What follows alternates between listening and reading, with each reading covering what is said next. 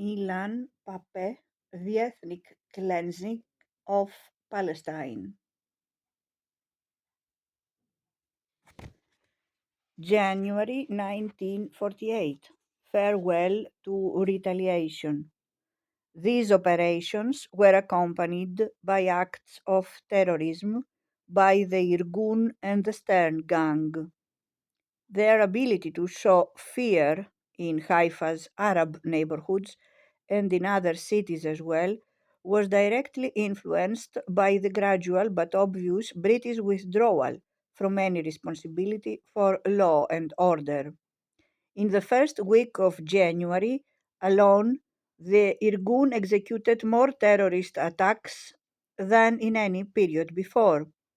These included detonating a bomb in the Saraya house in Jaffa, the seat of the local national committee, which collapsed, leaving 26 people dead. It continued with the bombing of the Semiramis Hotel in Katamon in western Jerusalem, in which many people died, including the Spanish consul.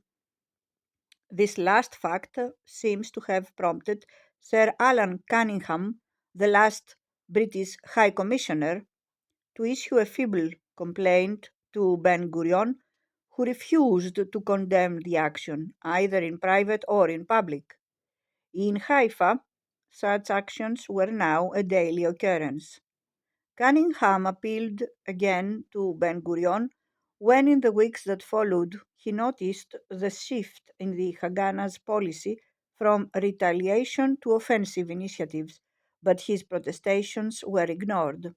In the last meeting he had with Ben Gurion in March 1948, he told the Zionist leader that, to his mind, while the Palestinians were trying to maintain calm in the country, the Haganah did all it could to escalate the situation. This did not contradict Ben Gurion's assessment. He told the Jewish Agency executive shortly after he met Cunningham, "I believe the majority of the Palestinian masses accept the partition as a fait accompli and do not believe it is possible to overcome or reject it. The decisive majority of them do not want to fight us." From Paris, the Jewish Agency representative there, Emile Nayar, wondered how he could pursue an effective propaganda policy given the present reality.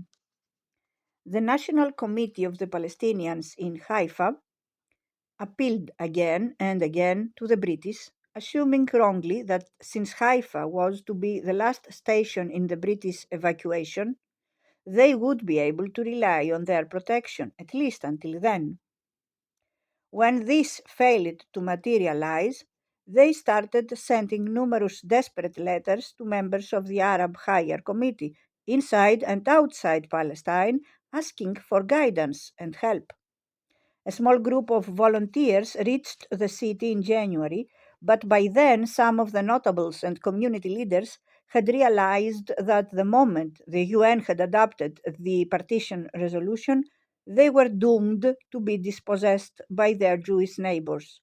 These were people whom they themselves had first invited to come and stay with them back in the late Ottoman period, who had arrived wretched and penniless from Europe and with whom they had shared a thriving cosmopolitan city until that fateful decision by the UN.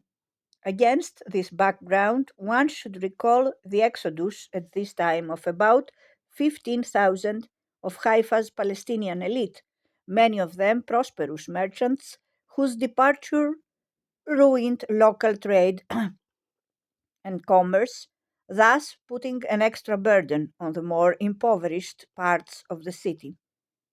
The picture would not be complete without mentioning here the overall nature of the Arab activity up to the beginning of January 1948.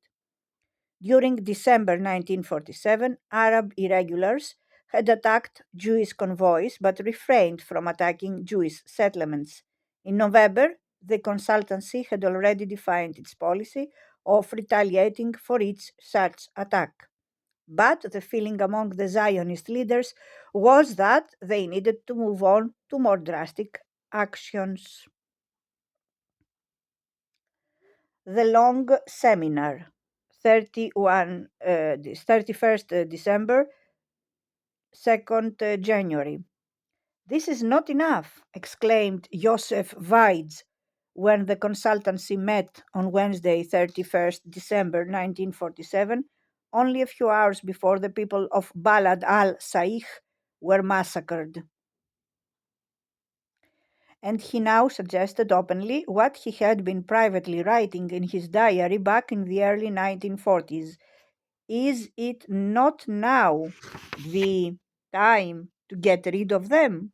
Why continue to keep in our midst those thorns at a time when they pose a danger to us? Retaliation seemed to him an old fashioned way of doing things, as it missed the main purpose of attacks on and subsequent occupation of villages. Weitz had been added to the consultancy because he was the head of the settlement department of the Jewish National Fund, having already played a crucial role in translating for his friends the vague notions of transfer into a concrete policy. He felt the present discussion of what lay ahead lacked a sense of purpose, an orientation he had outlined in the 1930s and 40s.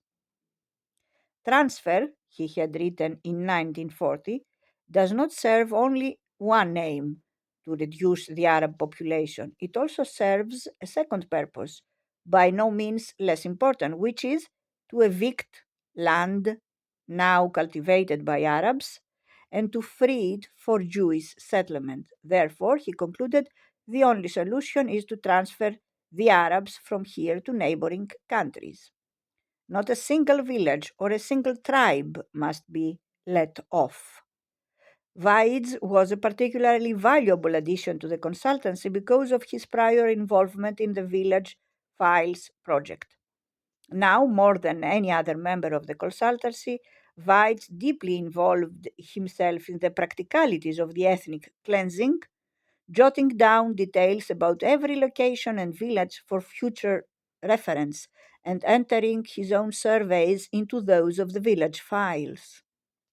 His most trusted colleague in those days was Yosef Nachmani, a kindred soul who shared Weidz's dismay at what they both saw as the lackluster performance of the Jewish leadership on this issue. Weitz wrote to Nachmani that the takeover of all Arab land was a sacred duty. Nachmani concurred and added that a kind of jihad, he used the term milchemand kibush, a war of occupation, was required, but that the Jewish leadership failed to see its necessity. Weid's alter ego wrote, "The current leadership is characterized by impotent and weak people." Weitz was equally disappointed by the leadership's inability, as he saw it, to rise to the historical occasion. His invitation to the consultancy, and especially to their first meeting in January, made Weitz privy for the first time to the plans for ethnic cleansing as they evolved at the leadership level.